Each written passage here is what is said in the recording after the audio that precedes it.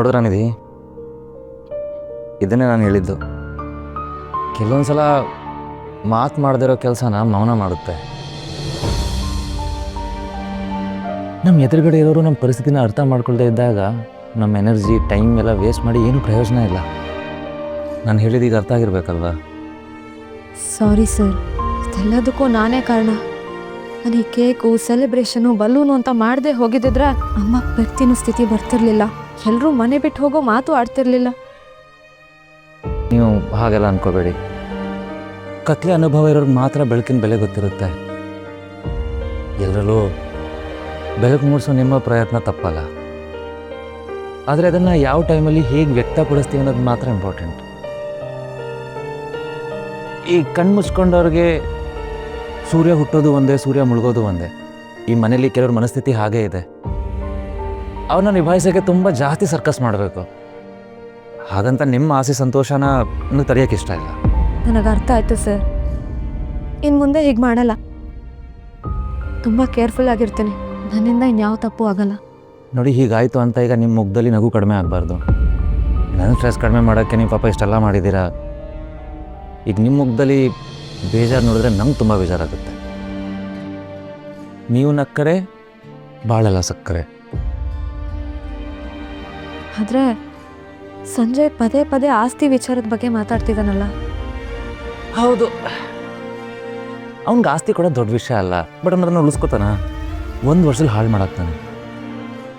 ಅವನಿಗೆ ಫಸ್ಟು ಜವಾಬ್ದಾರಿ ಬರೋ ಥರ ಬುದ್ಧಿ ಕಲಿಸ್ಬೇಕು. ಹೌದು ಸರ್, ನನಗೂ ಆ ಭಯ ಇದೆ. ಗೊತ್ತಿದ್ದು ಮಂಗನ ಕೈಲಿ ಮಾಣಿಕೆ ಕೊಡಬಾರ್ದಲ್ವಾ? You are absolutely right. ನೋಡಿ, ಈ ಮನೇಲಿ ಬಂಗಾರಿ, ಅಮ್ಮ, ರಾಧಿಕಾ ಎಲ್ಲರೂ ನನ್ನ ಪ್ರಾಣಕ್ಕಿಂತ ಹೆಚ್ಚಾಗಿ ಪ್ರೀತಿಸ್ತಾರೆ. ನನ್ನಿಂದಾಗಿ ಅವರು ಮನಸ್ಸಿಗೆ ನೋವಾಗಬಾರ್ದು ಅನ್ನೋದಷ್ಟೇ ನನ್ನ ಉದ್ದೇಶ. ಇದನ್ನು ಅರ್ಥ ಮಾಡಿಕೊಂಡು ನೀವು ಅವ್ರಿಗೂ ಜೊತೆಲಿ ನಿಲ್ತೀರಾ ಅಂತ ನಂಗೆ ನಂಬಿಕೆ ಇದೆ.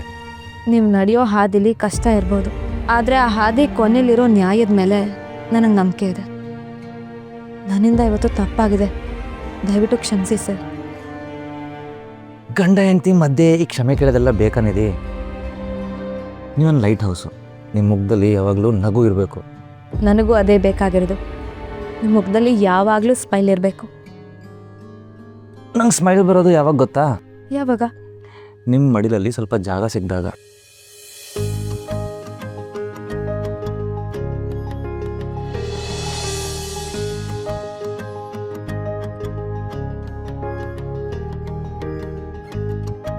ಕರ್ಣ ಸರ್, ದಿನ ಮನೇಲಿ ಏನಾದರೂ ಒಂದು ಸಮಸ್ಯೆ ಆಗ್ತಾನೆ ಇದೆ. ನಾವು ಯಾಕೆ ನಾಳೆ ದೇವಸ್ಥಾನಕ್ಕೆ ಹೋಗಿ ಪೂಜೆ ಮಾಡಿಸ್ಕೊಂಬರ್ಬಾರ್ದು?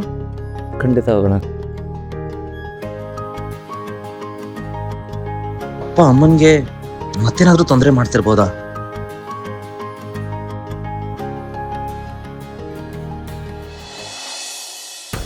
ನನ್ನ ಶತ್ರು ಜೊತೆ ಸೇರಿಕೊಂಡು ನೀನು ಅವ್ರಿಗೆ ಸಪೋರ್ಟ್ ಮಾಡ್ತೀಯಲ್ವಾ? ಆ ತಿಪ್ಪೆ ಖುಷಿಯಾಗಿದ್ರೆ ಸಾಕು. ನಿನ್ನ ಮನಸ್ಸು ಹಕ್ಕಿ ಥರ ಹಾರಾಡ್ತಿರುತ್ತೆ ಅಲ್ವಾ? ಈ ಮನೇಲಿ ಆಗ್ತಿರೋ ಎಲ್ಲ ಸಮಸ್ಯೆಗಳಿಗೆ ನೀನೇ ಕಾರಣ.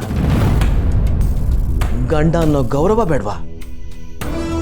ನನ್ನ ಟೆನ್ಷನ್ಗಿಂತ ಆ ನಾಯಿನೇ ಹೆಚ್ಚ ನಿನಗೆ? ಈಗ ಆ ನಾಯಿಗೊಂದು ಬಾಲ ಬೇರೆ ಸೇರ್ಕೊಂಡಿದೆ, ಅದು ನಿಧಿ. ಎಲ್ಲ ಸೇರಿ ನನ್ನ ನೆಮ್ಮದಿ ಹಾಳು ಮಾಡ್ತಾ ಇದ್ದಾರೆ.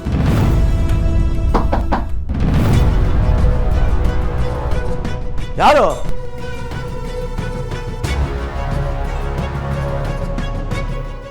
ಕರ್ಣ. ಕರ್ಣ, ನೀನ್ ಯಾಕೋ ಇಲ್ಲಿಗೆ ಬರಕ್ ಹೋದೆ? ಅಪ್ಪನ ಜೊತೆ ಸ್ವಲ್ಪ ಮಾತಾಡ್ಬೇಕಿತ್ತಮ್ಮ.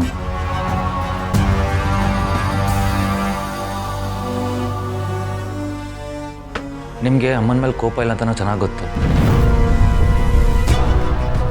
ಮತ್ತೆ ಯಾಕೆ ಸುಮ್ಮನೆ ಅವ್ರನ್ನ ನೋಯಿಸ್ತೀರಾ?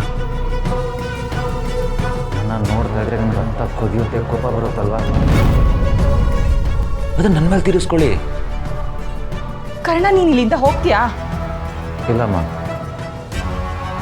ಅಪ್ಪನಿಗೆ ನನ್ನ ಮೇಲೆ ಅದೇನು ದ್ವೇಷ ಇದೆಯೋ, ಅದೇನು ಸಿಟ್ಟು ಇದೆಯೋ ಅದೆಲ್ಲ ತೀರಿಸ್ಕೊಳ್ಳಿ. ಆಮೇಲೆ ನಾನು ಇಲ್ಲಿಂದ ಹೋಗೋದು.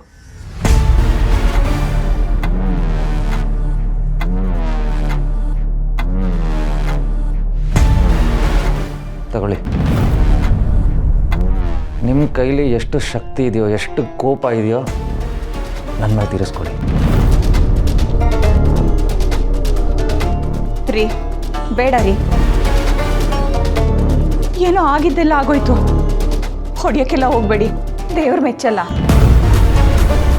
ಎಷ್ಟು ಹೊಡಿಬೇಕು ಅನ್ಸುತ್ತೋ ಅಷ್ಟು ಮನಸ್ಸು ಚೆಂದ ಹೊಡಿರಿ. ನನ್ನ ಬದುಕಿಗೆ ಅಂಟ್ಕೊಂಡಿರೋ ಶನಿ ಕಣೋ ನೀನು ಒಬ್ಬ ಇಲ್ಲ ಅಂದಿದ್ದಿದ್ರೆ ನಾನು ಸಂತೋಷವಾಗಿರ್ತಿದ್ದೆ. ನಿನ್ನ ಎತ್ಕೊಂಡು ನಮ್ಮ ಅಪ್ಪ ಯಾವ ಘಳಿಗೆನಲ್ಲಿ ಇಲ್ಲಿಗೆ ಬಂದ್ರೋ ನನ್ನ ಸಂತೋಷ ಎಲ್ಲ ನಾಶ ಆಗೋಯ್ತು. ನನ್ನ ಜೊತೆಗೆ ನನ್ನ ಮಗ ಸಂಜು, ನಾನು ಹೆತ್ತ ಮಗನ ನೆಮ್ಮದಿನ ನೀವು ಕಿತ್ಕೊಂಡೆ. ಅವನು ಇವತ್ತು ಇಷ್ಟು ಸಂಕಟ ಪಡ್ತಾ ಇರೋದಕ್ಕೆ ನೀನೇ ಕಾರಣ.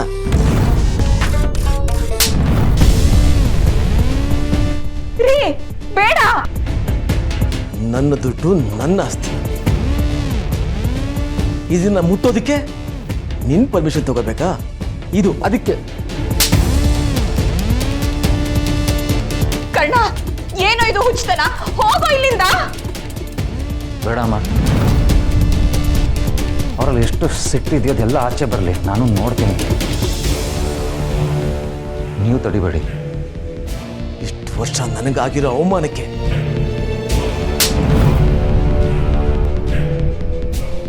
ಇದು ನಿನ್ನ ಬಾಯಲ್ಲಿ ಅಪ್ಪ ಅಂತ ಹೇಳಿಸ್ಕೊಂಡಲ್ಲ, ಅದಕ್ಕೆ.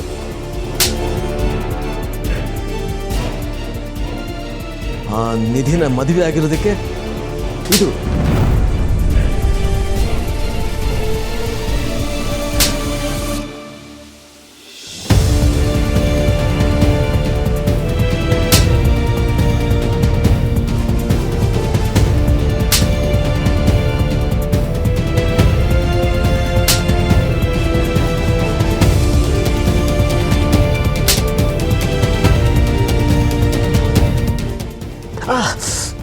ಏಕೆ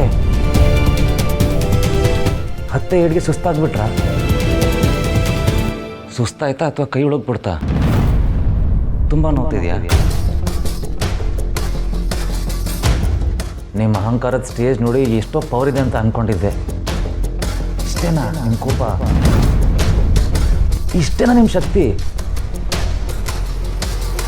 ಗರ್ಜಿಸೋ ಸಿಂಹ ಅಂದ್ಕೊಂಡಿದ್ದೆ. 10 ಸೆಕೆಂಡ್ಗೆ ಟುಸ್ಸಾಗ್ಬಿಟ್ರಲ್ಲ. ಆಗಲೇ ಅಮ್ಮಂಗೆ ಕಪಾಲಕ್ಕೆ ಹೊಡೆದ್ರಲ್ಲ, ಅವ್ರಿಗೆ ವಾಪಸ್ ಹೊಡಿಯೋಕ್ಕೆ ಬರಲ್ಲ ಅಂತ ತಾನೇ ನೀವು ಹೊಡೆದಿದ್ದು.